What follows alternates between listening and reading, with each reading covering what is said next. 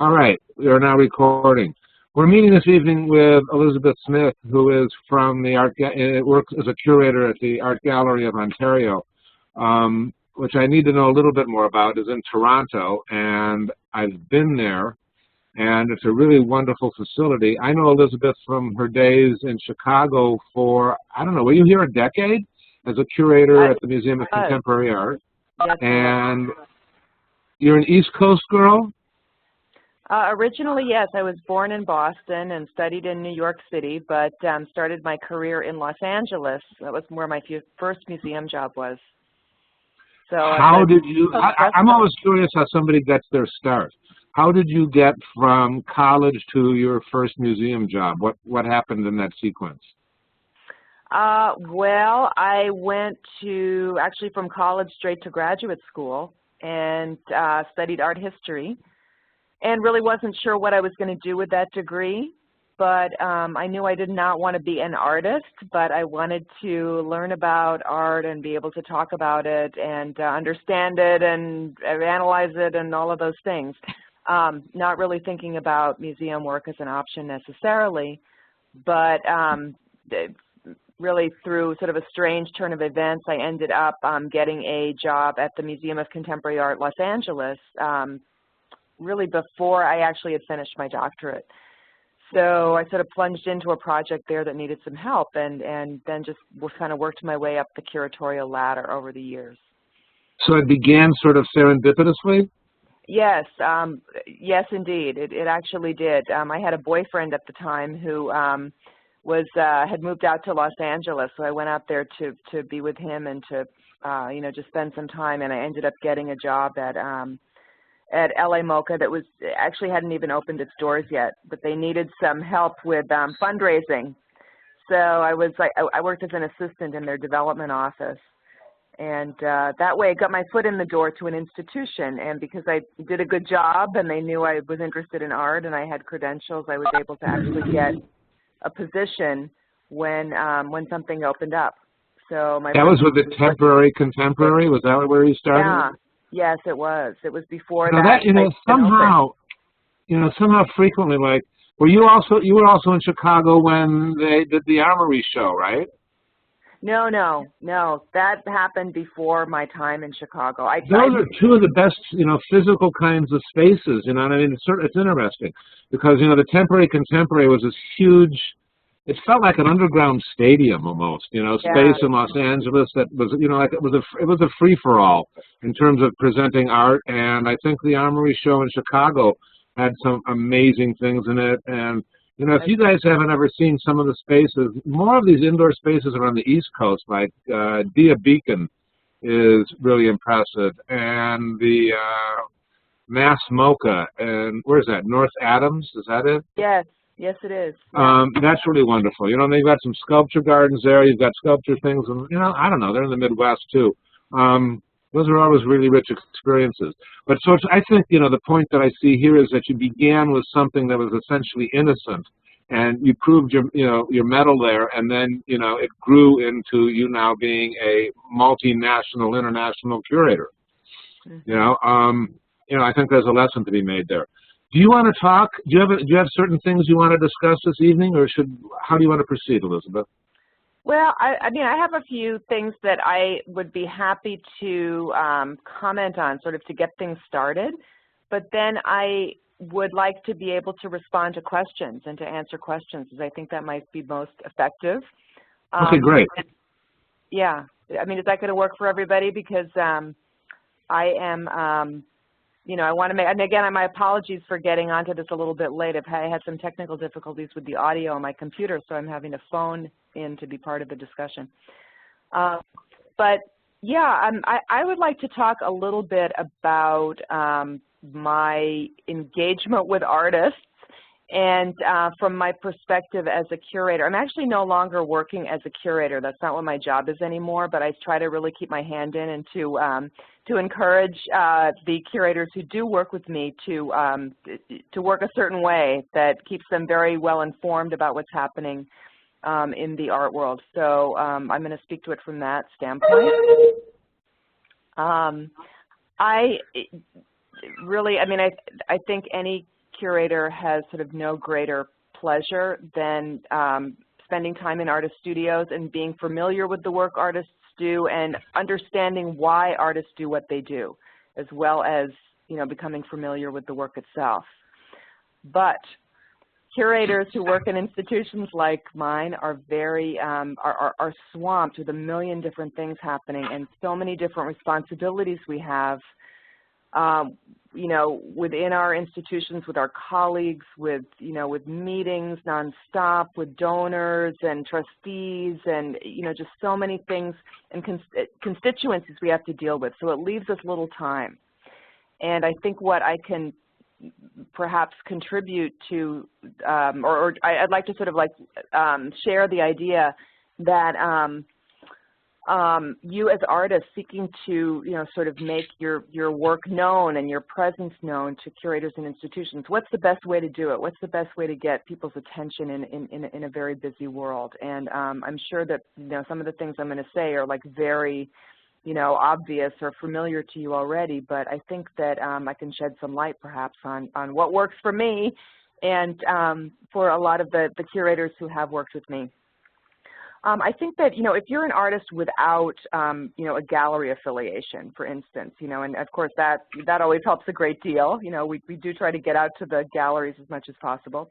If you're without a gallery affiliation, but you're showing, you are able to show your work somewhere, you know, and it could be anywhere. I mean, I think that curators today are really seeking out spaces other than, you know, conventional commercial galleries to see art. And, you know, I mean, any chance you get to show your work in some context that's, you know, somewhat public, I think that's a really good thing to do. I think you should, I think artists should explore those opportunities as much as possible, and then, like, you know, develop a mailing list, an emailing list where you know, let people know that you're in a show.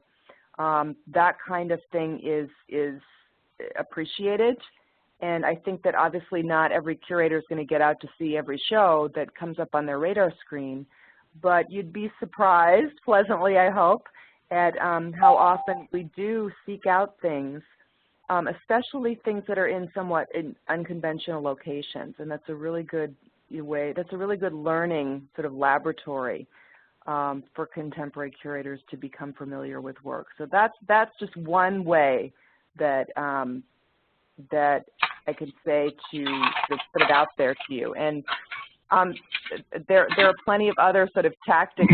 I think I'm going to stop right now and see if anybody has like a question about that, or if Paul, if there's like another direction you think I ought to go in. I think that's fine. You guys, if somebody wants to unmute themselves and ask a question in accord with where Elizabeth has been, go right ahead. You know, and while you're unmuting yourself, it's sort of like my wife Amy sort of said. I mean, I'm paying attention to what you're saying about having an exhibit in a space or a situation that's kind of interesting. You know, and Amy says, you know, give them some cleavage. And it's sort of the notion of doing something where the person is enticed, or having an, you know, there's an appeal to go. You don't know for sure that you're going to like the art, but you have a desire to go check it out. And, you know, it's not a bad tactic to, you know, create this situation, as Elizabeth is describing, about, you know, places that these kinds of exhibits can occur, which is sort of, you know, in accord with what we've been discussing previously. Somebody else want to follow up here with me? Always. Hi. Hi, I'm Katina. My first question was just because I care about art history. So what's your area of expertise? Well, it's pretty broad, actually. I've done exhibitions on a whole variety of topics. I would say when people ask me this question, I usually dodge it a little bit, because I have done exhibitions, for instance, on the work of artists ranging from Lee Bonteque to Jenny Polzer to Cindy Sherman to Carrie James Marshall. I've done a lot of curating of architecture, and mid-century modern architecture is one of my areas of expertise as well. So I'm pretty broad-based in my interests, and in the contemporary field, especially when I was working at MCA in Chicago, I really tried to work very broadly, engage with all aspects of contemporary art and all media. Okay. If that answers the question. Let me interrupt for a second, Katina, and then we'll go back to inside. I think, which is the biggest feather in your cap of all those exhibits? I'd tell you which one I have the biggest impression of, but I'm interested in your thought. Well, I feel that my biggest accomplishments have been where I've been able to make an exhibition that actually has changed art history. And if I may be immodest, I think I have done that both in my architecture work and in my visual artwork. I would say that the Lee Bonteque exhibition is probably the one that most has had the greatest impact. That's what I would have said. Nationally and internationally. Yeah, thank you. Okay. I mean, I'm glad we agree about that.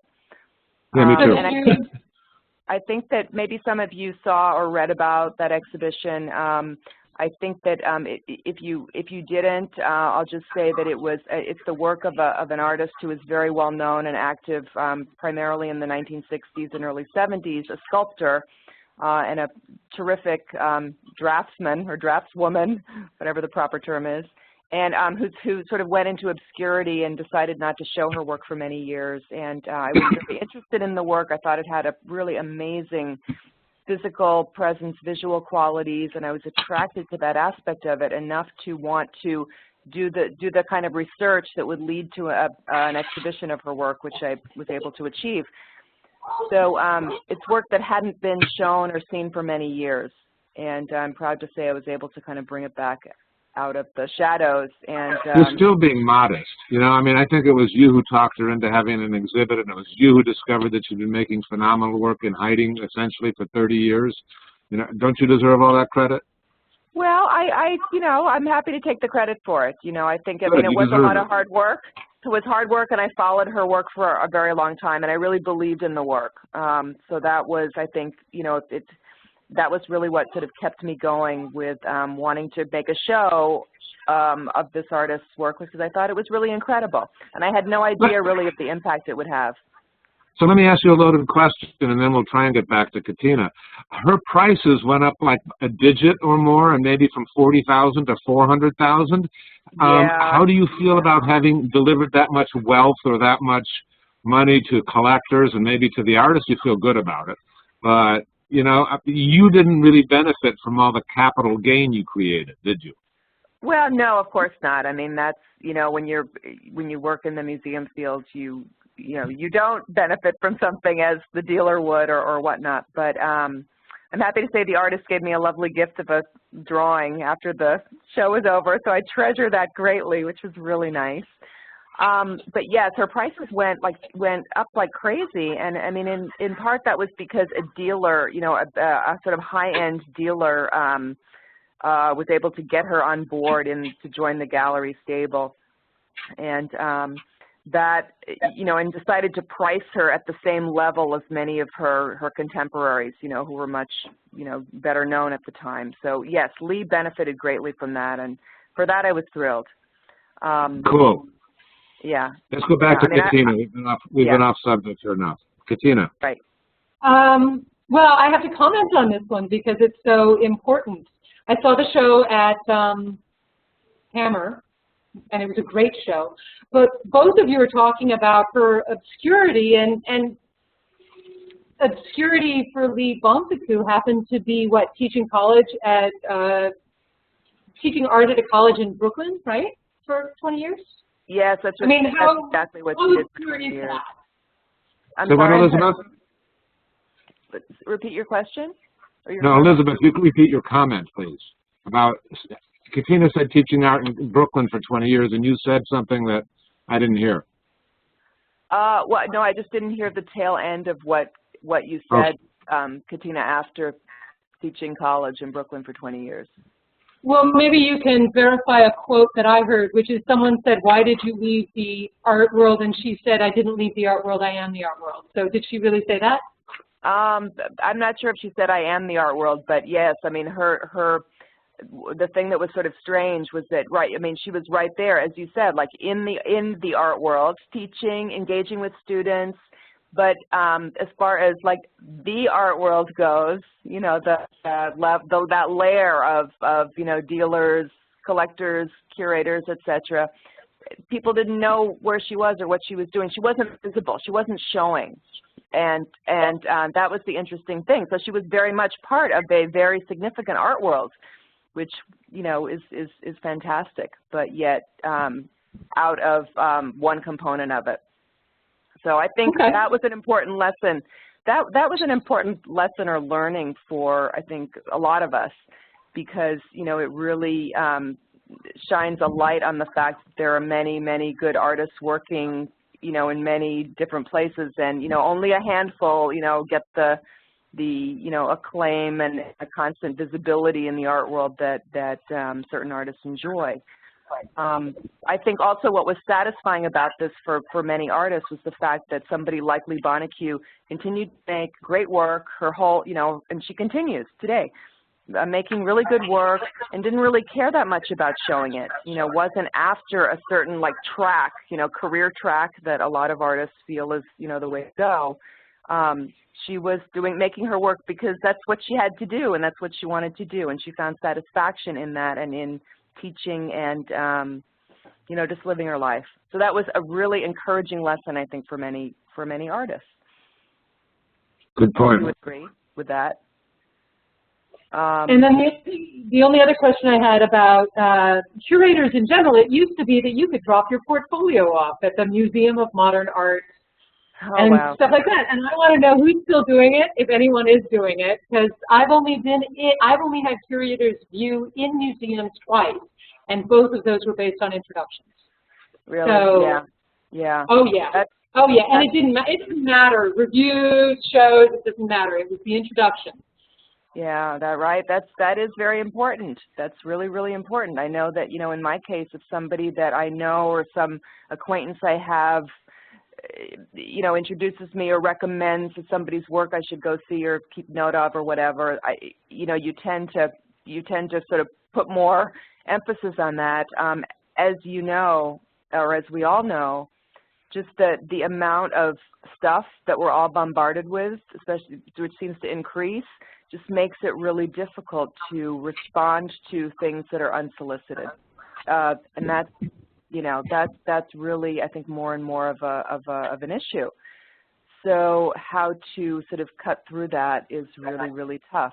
It's a huge challenge. That dropping your portfolio off at MoMA, I love that, because I can't imagine that, you know, would still be the case. Well, it's not. And there are a few places that I know about that actually welcome submissions. I mean, I think like the Drawing Center in New York used to do that. Maybe they still do. You know, they had a, you know, they would have like certain days or whatever that you could bring your portfolio and show it to people. And I don't know who still does that. They do that by a digital viewing process. And so they curate for online viewing, which entitles you to go to New York and have a meeting with the curator once you've been juried in. Yes, I see. So there's yet like another step removed from what used to be a more direct process. Yeah, it's pretty. And it's kind of necessary, and it's kind of unfortunate. Yeah, it is. It is. At least it's really is. You know, I think that, I mean, this whole issue of just like unsolicited inquiries to museums or to, you know, any kind of, you know, place where curators are working, it's you know, I can't emphasize enough like how much material comes in and how difficult it is to actually even take time to look at it. So you know, yes, an introduction is fantastic. Like, how do you get to the place where you know, might get that introduction?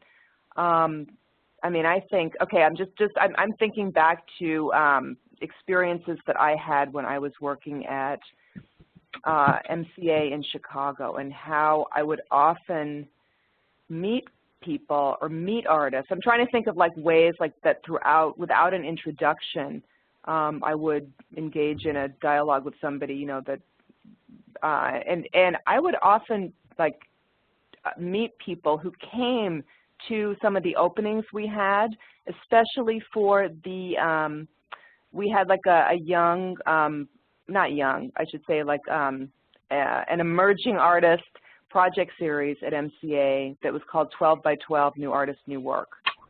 And that still goes on there. So monthly we would have like a show of a different artist. And often other artists would come to those shows. And whether or not they knew the person who was exhibiting, that they would come and they would want to see what was going on or want to talk to people. And the more you can put yourself in situations like that, I think it fosters or facilitates those kinds of meetings that might lead to a proper introduction, or could just and striking up a conversation with somebody could end up in getting access, because I think that's what many artists are looking for is access into this art world. And those of us in curatorial positions are relatively few, and the institutional possibilities are limited. So I do think that meeting somebody face to face, having a conversation with them, whatever, is in a kind of non-pressured situation is actually a really good way to sort of keep that ball rolling. If there are places, I don't know where everybody lives who's on this in this conversation, but make it a habit of going to your local museums or to the art galleries that you admire. Go to the openings, like be there, talk to people.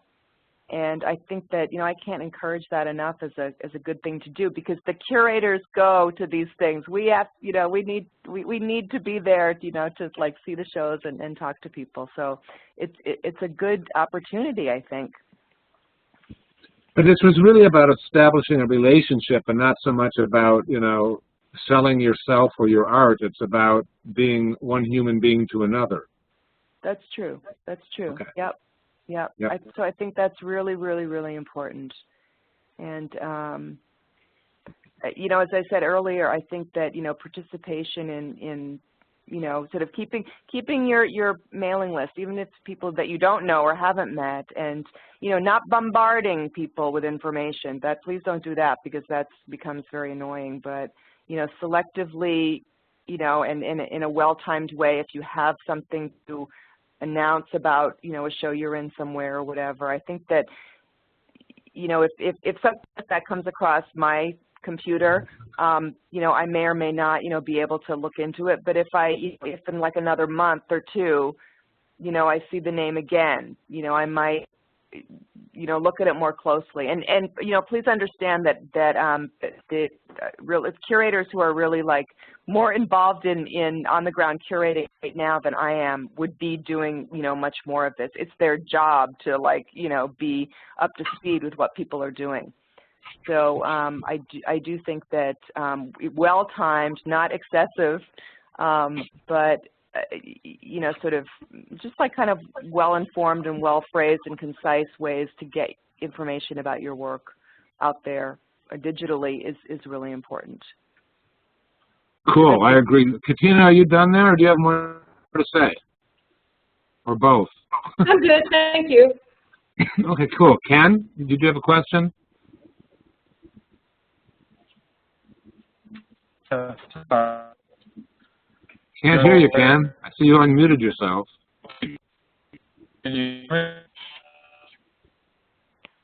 Uh-oh.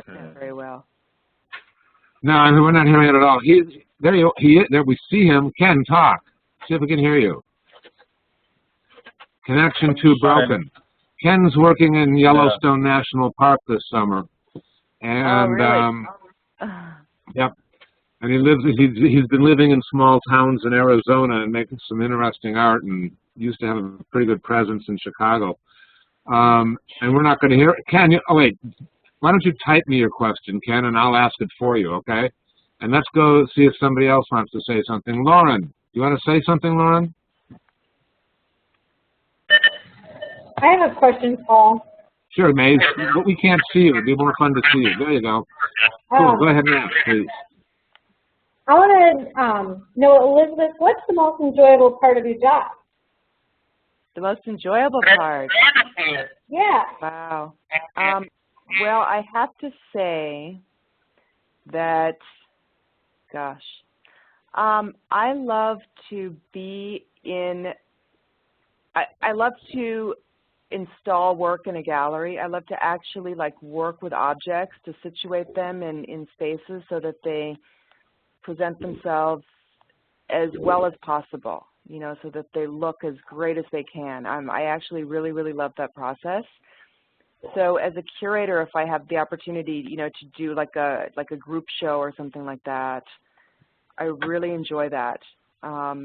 Because, you know, one artwork in adjacent to another will, you know, communicate a certain way that could be entirely different from how that same artwork would reveal itself in proximity to a different work. So to me, that's like really, really great. And just helping work hold space or you know, look three-dimensional or look as great as it can on the wall two-dimensionally is really pleasurable. I should say that also one of the reasons why I, you know, chose to stay in this field is that I very much enjoy understanding why artists do what they do. And I think that's an amazing privilege that I as a curator have access to, is to speak with artists about their practice. What motivates them to make the work they do? And I think that everybody is different. You know, every artist is different. Every artist cares about different things. Every artist has, you know, certain things that they want to say in their work. And it's a great pleasure as a curator to be able to have a conversation with an artist who's articulate about what they do. And that, you know, that means to me like sort of not being like overly theoretical. I don't care for that type of approach at all. But not being, you know, but being able to express well why something interests you or what it is you're trying to say in your work. That's really, really important. That comes more naturally to some people than others. And I think that, you know, if you go to art school, you know, they usually like kind of train you how to talk about your work. But I've had experiences on studio visits with artists where I like the work a lot and I want to really understand it, and the artist just changes my opinion about it in a negative way because he or she cannot like communicate about it, or it just like diminishes like my appreciation of the work by how they talk about it. So, you know, I don't place, I mean, the work itself is what, you know, is really important, and the work has to be able to communicate without like these, you know, additional verbal layer. But as a curator, I need to understand what's in the artist's head, you know, because I need to be able to explain it to other people, and I need to be able to like draw certain connections you know, either like write about things or whatnot that that makes it really important to be able to engage with articulate artists. So I love that process. Having great conversations with artists is truly illuminating and inspiring for me. You know, what's the worst part of your job? Oh, the worst. Saying no. I have to say no all the time, and I don't enjoy that. I mean, I'm the kind of person who likes to say yes. You know, I like to be optimistic and to, you know, I can see the merit in almost everything. But in my profession, we have to make choices, and you know, there are so many different things we could be doing, so many different artists whose work we could show, so many different exhibitions we could do, but we have limited opportunities. You know, there's only a few spaces to fill every year in a museum. So making those choices and saying no to many good ideas is very hard. It's very difficult. You know, and I'll have other curators come to me with like, you know, 10 different things that they would like to do, all of which are really interesting, or some more so than others maybe, but getting to that like one or two things that is really going to be good, that's a great process, but it means saying no to a lot of worthy things, and I don't like that. I also don't like spending all my time in meetings, which is what I seem to have to do lately. But I'm directing the work of the various curatorial departments at the Art Gallery of Ontario now, so I have to spend a lot of time in meetings with people about things rather than actually being directly engaged in them. So it's part of my work, but not my favorite part. Good, good, good. All right, Ken asks a question and sort of writes a manifesto or a missive here, or a treatise. So I'm going to read the whole thing. This is from Ken Bow, who's hanging out in Yellowstone. What about artists curating and what curating is?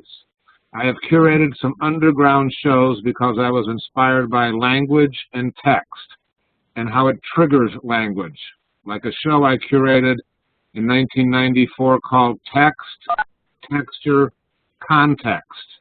Words linked etymologically to textus or to weave.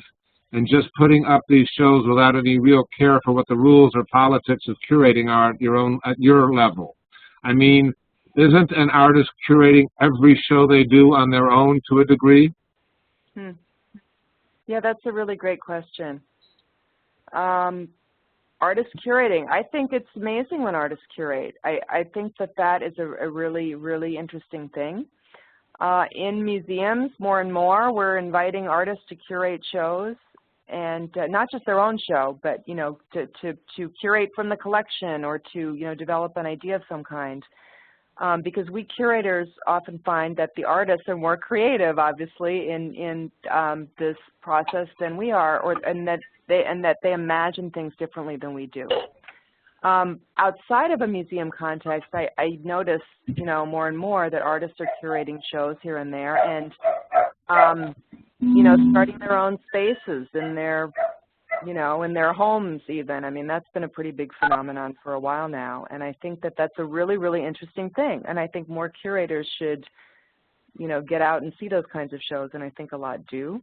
Now that I'm working in Canada, there's an interesting situation here. There's been a long tradition of what they call the artist-run centers, and these are really important aspects of Canadian contemporary art practice, and literally artists have sort of taken things into their own hands, and they operate these artist-run centers, which are basically they're curating shows of other artists, or inviting artists kind of thing. Very healthy, very, very interesting. Ken, I think that the show that you're mentioning, that you say you curated, Text or Context, that sounds very interesting. And I mean, I imagine your approach to it would have been quite different from how a curator, somebody trained as a curator who's not an artist, might have approached that topic.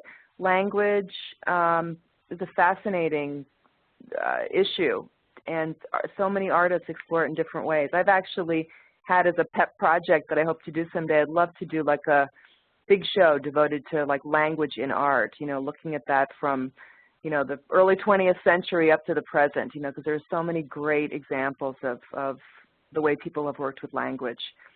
And so I'm intrigued about what you say you've done. I think also your second part of your question, what are the rules or the politics of curating? That's the great thing about an artist curating a show. You don't really have to worry about that. You shouldn't even think about that. You should curate the show the way you would approach making a work of art. That's what makes it very interesting. I think those of us who are trained as curators, we tend to be a little too, we follow the rules and the politics of curating a little too much sometimes. And I think that my profession could really use, would really benefit from having more courage to stray from those rules and those politics. So I think we can learn from artists. I really do. And I encourage you to keep curating. I don't know if anybody else on on this program tonight has also curated shows, but I think it's a great thing for artists to do. I absolutely support it. Would you comment about curating your own work into a show one curates? That would be a question for Ken, right? Or for no, that's for you, Elizabeth. I mean, I don't like when right. Okay. an artist put themselves in an exhibit that they're curating. I agree. It seems a little self-serving. Or a lot self-serving. Well, okay. No, it does, and I think you shouldn't do it. I think you should refrain from doing it. But let's see. There are always exceptions to that rule, I suppose. But if you are going to curate a show, I think that you should refrain from putting your own work in. I really do. Yep, me too. Yeah, yeah. No, it's just, I mean, it just, yeah, self-serving. I mean, I think that says it, you know, and that kind of comes across. And what about curators who, you know, professional curators or museum curators? Some of those were self-serving. I feel like, you know, I don't know how much this happens, and maybe it isn't. I know it's not a good thing, but I don't know. You know, the curator who has a philosophy or an attitude and forces artists off of their purpose or their art. A curator who forces artwork off of what the artist's intent is to a really big extent. You know, I mean, I think you can I'm not saying this at all well. I think that artists don't have a monopoly on the vision about what their art is. That wasn't said well either. You know, I think artists are one interpreter of what their artwork is about. But there are exhibits that I see where the relationships or the people that get included in a group show that's thematic, where the relationships are really forced. And I see curators doing that more than they used to over a decade ago. I think this is a new phenomenon. And I know, I mean, I don't know if I want to name names. There are people you worked with who I thought were guilty of this, not you. Do you know what I'm talking about, Elizabeth? Yeah, sure. Of course I do. Of course I do. Well, good. Yeah, and this is a frequent problem, I think, in group shows. You know, and I think that when people curate group shows, I think they really need to be careful about their thesis and about how the art serves the thesis. You know, and to make sure that it's not completely undermining an artist's intention or calling out some aspect of work that's not, you know, really there. I think that does happen, and it's unfortunate. And in part, I think that can be remedied by a more careful development of an idea. Like, what is your thesis for a group show? Like, what's it about? You know, and you know, don't like straitjacket things, but like leave some, you know, room for poetic. Is it the director's job to oversee that, to make sure that the exhibit is cohesive and, I guess, appropriate? I was going to say complementary, but that's not quite right. Yes. Oh, it depends on the institution, you know, and I mean, in some cases, people are quite hands off, and the curator does his or her own thing, and in other cases, you're, you know, getting, you know, people are several layers of people are, you know, looking over your shoulder when you put a group show together or any kind of show together. But that is something, and I think an artist, you know, an artist can choose not to participate in a group show if indeed they work is being borrowed from them or something like that, if you take issue with it. But, you know, curators often work with pieces in their own collections a certain way, or they'll borrow from a collector from some other source, and then you know, it makes it difficult. But I mean, I do think if an artist has a problem with the way their work is being used in a show, they should express that. They should voice that to the curator. And a good curator, I think, will be responsive to the artist's concerns. That should happen, you know, in most cases. But, you know, it can also work the other way. It can also work the other way, and I've experienced that as well, where artists are, well, there are certain artists that are not willing to, I don't want to say compromise, but not willing to be flexible in terms of aspects of how their work is presented. Okay, right. It can pose real problems for a curator who perhaps is caught in the middle between the artist's, you know, strong, single-minded desire to show something a certain way that might be too expensive, it might be too grandiose, it might be God only knows what, but right. You know, there's perhaps a certain kind of institutional pressure or a public. No, the artist should have a certain. The artist should be practical. The artist needs to be his or her attitude. And flexible.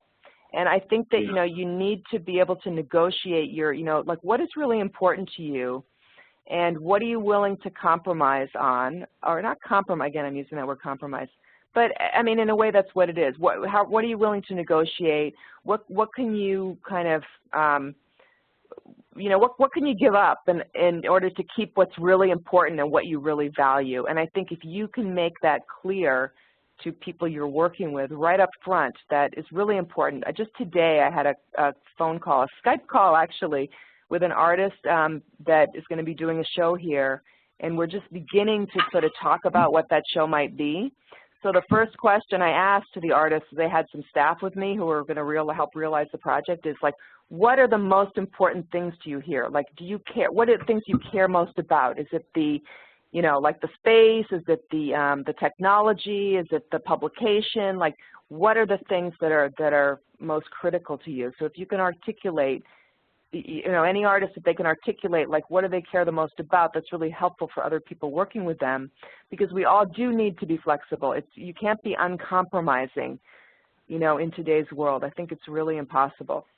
You have to kind of pick your battles. You have to stick with your integrity, you know, and just kind of keep reminding yourself, what's the most important thing to me? And I think that will, like, help everybody. Paul, I strayed a little bit from your question, but... No, that's fine, but I'm also noticing from the written comments in the chat box that some people are disagreeing with us. And Scott and Ken, I think the difference in Scott, I don't know. See, so I'm going to read, Scott, why don't you just read your comment or make it out loud, and then I will respond, or Elizabeth will. Go ahead, Scott. I was thinking, we're constantly, well, we've talked many times about artists getting together with groups of friends, like-minded artists, and putting on our own shows, whether at alternative venues or something along those lines, in order to get the work seen when, you know, a gallery situation may, you know, having a dealer or a curator coming out and just seeing your studio is not going to take place. So in that situation, isn't that pretty much in itself curating yourself into a show? For me, the difference is, and it's subtle, for me the difference is that whether you are an equal putting together the show with other artists in a venue of your choosing, or you're hired for free or not, you know, for money or not. Yeah, I think that's a stipulation, because I mean, another entity to put it together a show. So that if the Indianapolis Art Center calls you up and says, Scott, curate a show for us, you shouldn't put your work in the show. If you and 3 other artists decide to take over wherever it is the Colts play and put on a large-scale exhibit of your art there because you have the moxie to do it, I think that's fine. I think I really agree with that, because I actually, and every time I've had a curated show and I was being paid, I made sure never to ever put my work in a show, even when the artists were asking why I wasn't included, because I want that complete separation. But I figure when there's no money in hand and there's no prestige or expectation of clout or, you know, I guess involved with the venue, then I have no problems with that as a artist. Okay, so cool. And Ken, reading your comment, I'm assuming we don't have a disagreement either anymore? I'm going to accept that we don't, unless you can pipe in.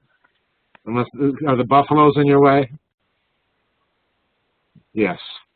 Elizabeth, tell me, let's go back to, Ken's going to think of something.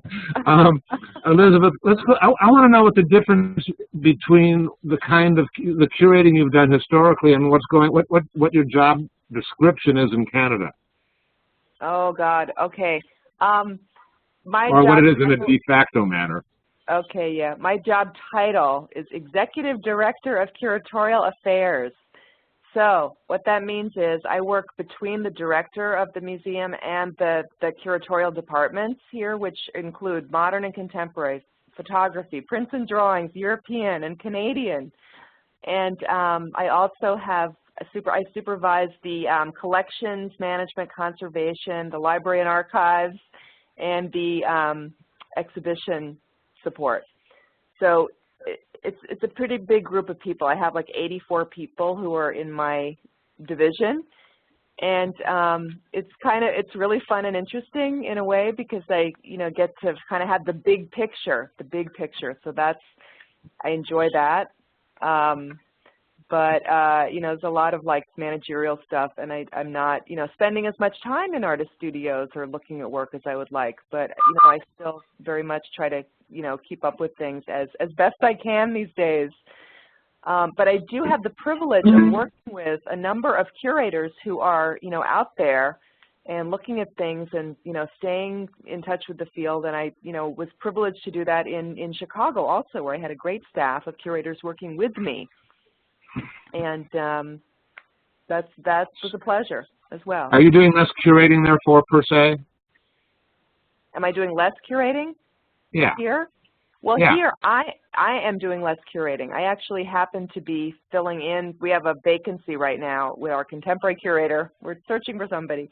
So I'm filling in right now for that person. And in a way, it's a great pleasure because I'm getting to do that. I have to do it. Somebody's got to do it, you know, the curatorial work that I wouldn't have ordinarily been doing if that curator was in place.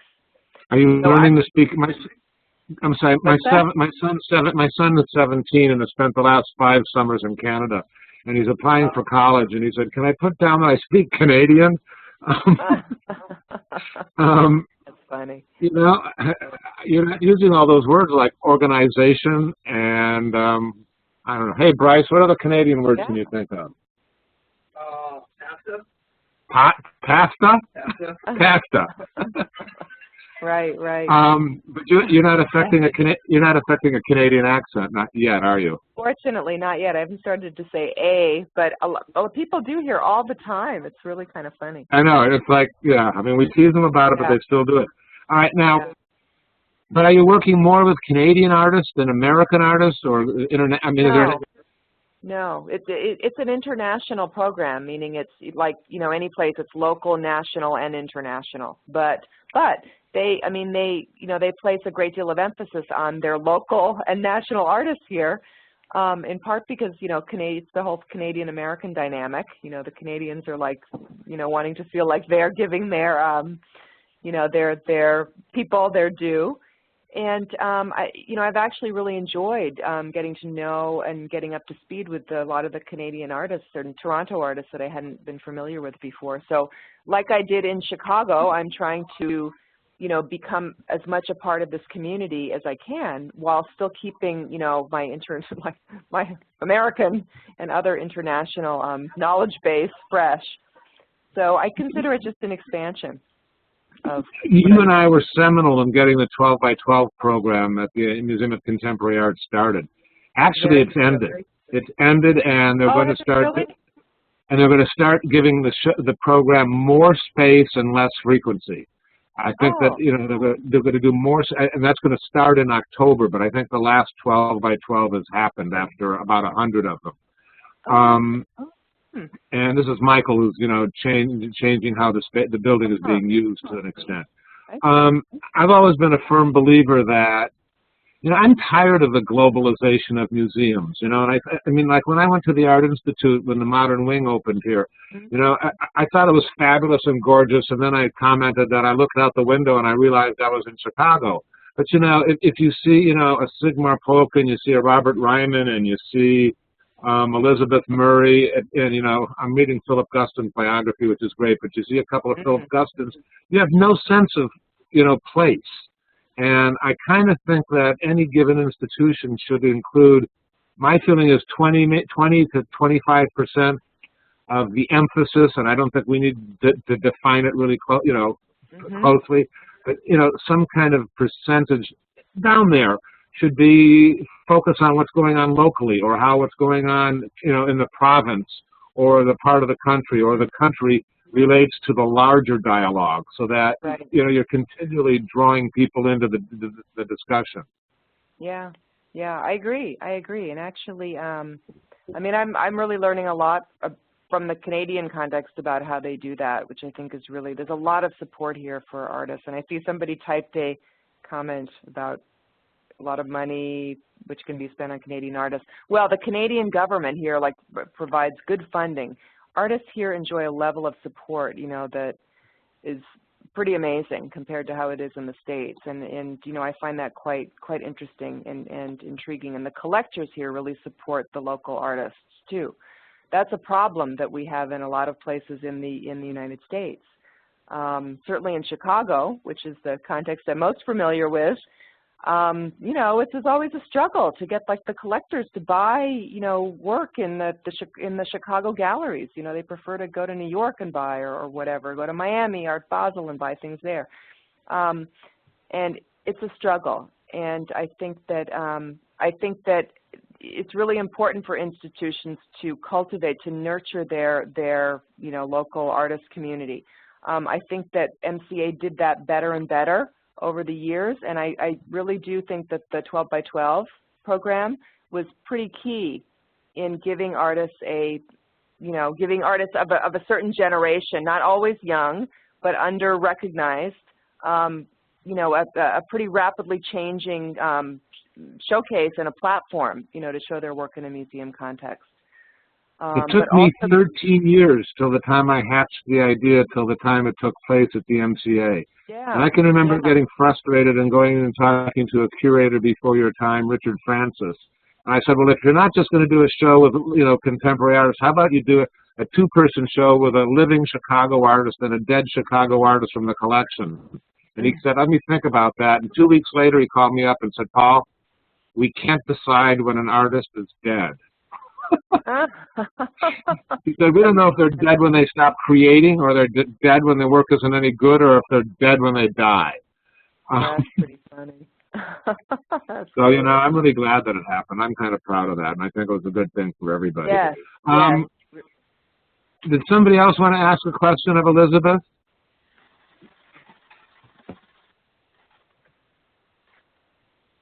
Here, Martin's our next presenter. He's coming in. Okay. But we can talk another moment or two. Elizabeth, do you have more you'd like? I think this has been really rich, and you've been really genuine and conveyed a lot of good information, kind of without a specific agenda. I mean, a lot of the good information has just been a byproduct of being you. Is there something else specific or advice about artists getting exposure and getting their work out there and like that? Oh gosh, I feel that the things I mentioned already, just like getting yourself out there, get to the social events where people tend to congregate around art. That's how you're going to meet other people outside your immediate circle, and possibly get FaceTime or an introduction with people that you want to see your work, and don't be shy about inviting someone to come to your studio. They might not be able to do it. Somebody raised the question: Is there a natural way for an artist to segue from FaceTime to showing one's work to a curator? And I responded privately, and I'd like to hear your opinion. I responded privately by saying, "Sure, parallels going from meeting a nice person to kissing." Right. For me, a lot of this deals with a dating analogy, and on a first day, you should avoid giving too much information and not discuss the art you made in 4th grade. When this has happened with you, it just sort of proceeded naturally I'm guessing from the point where you said, well, your opinion's interesting. How does your work look compared to what you're seeing or saying, or what? Mm-hmm. I think that I agree with you, Paul. I think that that's actually a really good analogy. I think that you do sort of want to, I don't want to say build a relationship with somebody, but you don't want to just meet them and then the next day you're inviting them to your studio. I mean, that's just not that's a bit too abrupt. But I mean, I think that you should maybe try to follow up with in a decent amount of time, and be respectful of people's time, and the fact that we all have a lot of things going on in our lives. I mean, I have an artist just now, or just in the past couple of days, whose work we showed in the 12 by 12 at MCA, who's gotten back in touch with me and asked me if I would, come to see her studio next time I'm in Chicago. And so we've sort of been trying to figure that out. And even though I know her and I like the work and all that, it's going to be really hard for me to be able to work that in, but I'll try, because I I think she's a good artist and I'd like to be updated on her work. That's cool. Just keep it all in perspective. How do you interface with art galleries? What do galleries do that is successful for them to get their artists into museum exhibitions? Again, it's a situation of I think galleries that take the time to be in touch with you about things in a more personal way, instead of just sticking the invitation in the mail kind of thing, or putting the package in the mail unsolicited. If somebody contacts me directly, I mean, I know a lot of the people in the galleries now, but of course there are many I don't know. But, you know, if I get like a personal note, a phone call, and by note I mean like an email, you know, asking me to look at such and such a thing or alerting me to it, I'm more likely to try to take the time and really do that. And again, it's the same principle for me applies to galleries. I don't want to receive an email or a phone call from a gallery every, you know, week. That's too much. You know, it just can't deal with it. It becomes annoying. So the timing of how and when people present themselves and present new information is really, really important. So I look to galleries to be, you know, like a bit proactive, but also not, you know, overly in contact. When you go to art galleries and you see an interesting exhibit, do you ask to speak to the director if you don't already know them? Sometimes or never? You mean when I go into a new gallery? Oh, sure, yeah. Yes. Oh, absolutely, because if I go and I like what I see, let's say it's a new place and I've never been, I want them to know I was there. You know, as a representative of an institution, of a museum, I want them, you know, I want the artists. If I like an artist's work that's in the show, I'd like the person at the gallery to, you know, let the artist know that, because I like to encourage people. You know, I try to always like sign the books, that kind of thing, if I go around to galleries. Again, because I think it's important that people know that we were there, you know, and if you just walk in and leave, whoops, then nobody's going to know you were there. Of course, if you don't like what you see, maybe you want to just walk in and leave. I know, and sometimes it's annoying when you can't be incognito. Yeah, yeah. And these aren't necessarily linear relationships any more than dating is a linear relationship. And some of these relationships with dealers probably comes from art fairs, and some of it may come from a social situation after or at an opening, etc. Right? Yeah, yeah. Yep. Absolutely. And a lot of it back to the serendipity. I mean, you know, things sometimes, you know, good news comes from a whole array of places. That's very true.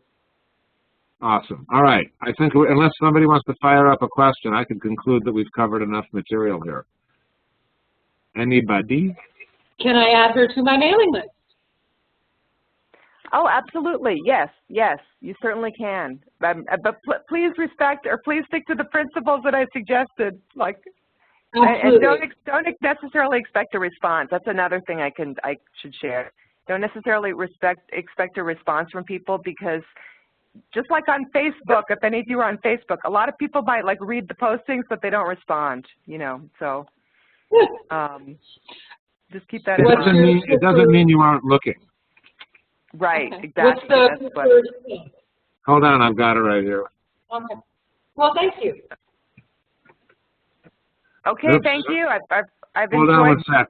I have to say something wonderful in conclusion as soon as I send your email address to everybody in the world. Do you want to, yeah, thanks. I was just going to say send my AGO address. Yeah. Yeah, definitely. Yeah, I figured that one right out. Elizabeth, I really appreciate how forthcoming you've been and the value of the information, and how to a really solid extent it reiterates things that we've been saying before. That's good. We didn't prompt you, but I'm really glad that you have. You know, and I like that you come back to Chicago periodically, and Toronto. If you guys haven't been, Toronto is a fabulous city. It's not far from Chicago. It's a little bit far from the West Coast. But it's a really good place. And, you know, sometimes if movies are too expensive to film in Chicago, they go to Toronto and pretend it's Chicago.